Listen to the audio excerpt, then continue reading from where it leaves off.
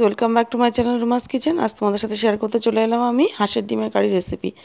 তো চলো আমার সাথে থাকো আর রেসিপিটা দেখতে থাকো কীভাবে বানাচ্ছি আমি হাঁসের ডিমের কারি।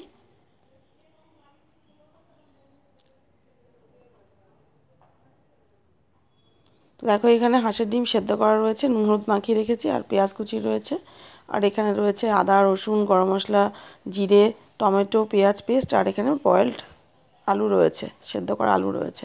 এবার কড়াইতে সর্ষের তেল গরম বসিয়ে নুন হলুদ মাখানো হাঁসের ডিমগুলোকে আমি ভেজে তুলে নিচ্ছি।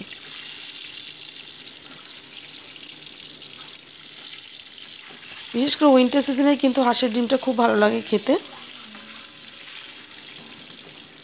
তো দেখো ডিমগুলো ভাজা কিন্তু আমার হয়ে গেছে, এবার আমি ডিমগুলোকে তুলে নিচ্ছি। তো দেখো ডিমগুলোকে আমি তুলে নিয়েছি। এবার তেলের ওপরে দিয়ে দিচ্ছি আমি প্রথমে তেজপাতা ফোড়ন, তারপর দিয়ে দিচ্ছি গোটা জিরে,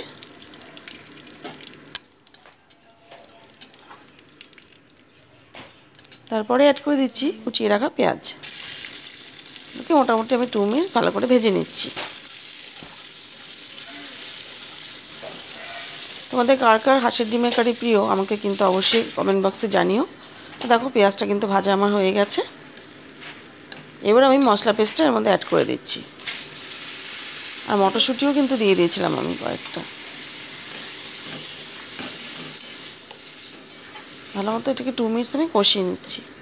তো 2 মিনিটস কষানোর পর ফিরে এলাম। দেখো এবার আমি বয়েল করে রাখা আলুগুলো দিয়ে দিচ্ছি, দিয়ে ভালো মতো আমি এটাকে 2 মিনিটস করে কষিয়ে নিচ্ছি।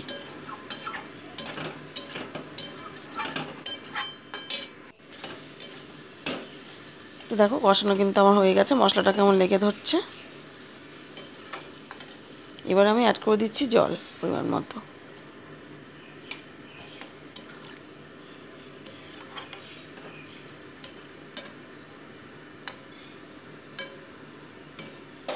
দিয়ে একটা লিড চাপা দিয়ে মোটামুটি 2 মিনিটস ওয়েট করছি। তা 2 মিনিটস পর ফিরে এলাম, দেখো ঝোলটা কিন্তু ফুটে গেছে। এবার আমি ভেজে রাখা হাঁসের ডিমগুলো এর মধ্যে দিয়ে দিচ্ছি।